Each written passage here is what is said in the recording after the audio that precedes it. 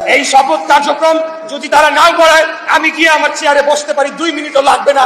আদালতের রায়ে এবং জনগণের ভোটে নির্বাচিত মেয়র হিসেবে ধানের শীষের প্রার্থী ইশরাক হোসেন বহাল রয়েছে। অতএব যা কিছু করতে হবে আমাদের অনুমতি নিয়ে, আমাদের সিদ্ধান্ত অনুযায়ী করতে হবে। প্রয়োজনে আমরা প্রশাসক বসাবো। ঢাকা দক্ষিণ সিটির একজন মেয়র, একটা খুবই সামান্য পদ, যদি আমরা পুরা বাংলাদেশের প্রশাসনকে এবং বাংলাদেশের স্থানীয় সরকারকে আমলে নিতে চাই, সেটিকে হস্তান্তর করতে, সেটিকে আদালতের সর্বোচ্চ রায়ের পরেও এখনো শপথ করানো নিয়ে তারা টালবাহানা করে। দক্ষিণ সিটির একজন মেয়র, একটা খুবই সামান্য পদ, যদি আমরা পুরা বাংলাদেশের প্রশাসনকে এবং বাংলাদেশের স্থানীয় সরকারকে আমলে নিতে চাই, সেটিকে হস্তান্তর করতে, সেটিকে আদালতের সর্বোচ্চ রায়ের পরেও এখনো শপথ করানো নিয়ে তারা টালবাহানা করছে। তারা কিভাবে আগামী দিনে তাদের অধীনে একটা জাতীয় নির্বাচন নিরপেক্ষ সুষ্ঠু সম্পন্ন হতে পারে, সেটা নিয়ে ইতিমধ্যেই জনগণের মাঝে প্রশ্ন দেখা দিয়েছে। এই সরকার তার নিরপেক্ষতা হারিয়েছে। আমি একটু ধারাবাহিকতায় যদি বলতে চাই, আমাদের এই আদালতের রায় এবং গেজেট প্রকাশ করার পরে আমরা যখন সরকারের কাছে বারবার আবেদন জানালাম, বারবার লিখিতভাবে জানালাম, তারা কিন্তু তোয়াক্কা করলো না। এরপরে ঢাকা সহ দক্ষিণের সর্বস্তরের ভোটাররা তারা রাজপথে নেমে আসে। দীর্ঘদিন যাবত আপনারা আন্দোলন করছেন, এই আন্দোলনের সৈনিকেরা, সেনাপতিরা সবাই আজকে উপস্থিত আছেন, মোরল্লের সবাই আছেন। এরপরে আমরা আমাদের দাবি আদায়ে আমরা এখান থেকে বের হয়ে যমুনা ঘেরাও দিয়ে আমরা সেখানে 2 দিন অবস্থান করে যমুনা ঘেরাও দিয়েছিলাম। তখন আমরা কি দেখতে পেলাম? জাতির সামনে একটি নতুন নাটক মঞ্চস্থ করা হলো, যেখানে এখানে পদত্যাগের নাটকের মাধ্যমে জাতিকে, যেটাকে আমরা এক কথায় বলতে পারি ইমোশনাল ব্ল্যাকমেলের মাধ্যমে একটা নাটক মঞ্চস্থ করা হলো। আমরা এখান থেকে স্পষ্টভাবে বলতে চাই, রাষ্ট্র পরিচালনা কোনো আবেগের বিষয় নয়। এখানে 18 কোটি মানুষের জীবনযাত্রা, জীবিকা নির্বাহ করার বিষয় রয়েছে।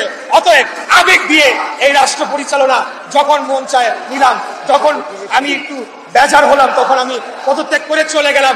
এই ধরনের কর্মকাণ্ড কিন্তু আসলে জনগণের কল্যাণময় কিছু হবে না, বাংলাদেশের রাষ্ট্রকে কোনো ভালো জায়গার দিকে নিয়ে যাবে না।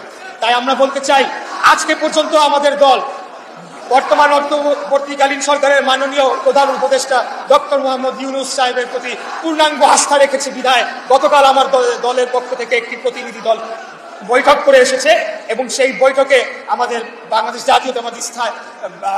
জাতীয়তাবাদী দলের স্থায়ী কমিটির অন্যতম সদস্য জনাব সালাউদ্দিন আহমেদ সাহেব, উনি স্পষ্ট করে আমাদের বার্তাগুলা, দাবিগুলা দিয়ে এসেছে। ইতিপূর্বে আমরা যখন যমুনা ঘেরাও দিয়ে অবস্থান করেছিলাম, তখন কি হলো? এই নাটক মঞ্চস্থ করার পরে আমাদেরকে বলা হলো যে এটার একটা সমাধান হবে এবং আমরা যাতে অন্তত জনদুর্ভোগের কথা চিন্তা করে আমরা রাজপথটা ছেড়ে দিয়েছিলাম। কারোর নির্দেশনায় না, আমরা নিজের সিদ্ধান্তে আমরা তখন জনভোগান্তির কথা চিন্তা করে আমরা রাজপথ ছেড়ে আমরা ভেবেছিলাম এই সরকার এটিকে সুরাহা করবে, কিন্তু না। পরবর্তীতে আমরা দেখতে পেলাম যে তারা কিভাবে এই শপথ নিয়ে টালবাহানা করার মাধ্যমে তাদের যে মুখোশ সেটিকে উন্মোচিত করা হয়েছে এবং বাংলাদেশের বর্তমান অন্তর্বর্তীকালীন সরকার যে নিরপেক্ষভাবে দায়িত্ব পালন করতে পারবে আগামী জাতীয় নির্বাচনের সময়, সেই জিনিসটা শুধু প্রশ্নবিদ্ধ হয় না, সেটা জনগণের সামনে প্রতিষ্ঠিত হয়েছে যে এই বর্তমান উপদেষ্টা পরিষদ দিয়ে সেটি অর্জন করা কোনোভাবেই সম্ভব নয়। এই শপথ কার্যক্রম যদি তারা না করায় আমি গিয়ে আমার চেয়ারে বসতে পারি, 2 মিনিটও লাগবে না।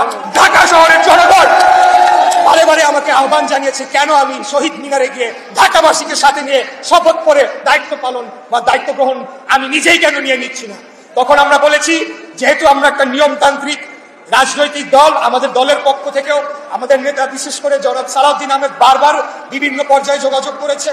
আমাদের আইনজীবী নেতা যারা রয়েছেন, barrister Mahbubuddin Khokon, barrister Kaiser Kamal, barrister Kajal সহ সবাই বারবার নির্বাচন কমিশন এবং স্থানীয় সরকার মন্ত্রণালয়, আমাদের সাবেক সচিব জনাব মুর্শিদ রহমান সাহেব রয়েছেন, ওনারা বারবার আমাদের পক্ষ থেকে যোগাযোগ করেছেন। কারণ আমরা নিয়মতান্ত্রিক রাষ্ট্র পরিচালনায় বিশ্বাসী, আমরা চাই না কোনো ধরনের একটা বাজে উদাহরণ সৃষ্টি হোক।